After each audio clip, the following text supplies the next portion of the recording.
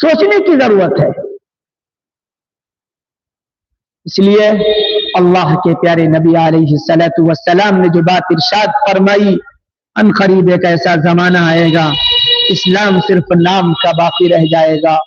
قرآن کے صرف الفاظ اور نقوش باقی رہ جائیں گے، مسجدیں عالی شان ہوں گی، ہدایت کے نور سے خالی ہوگی،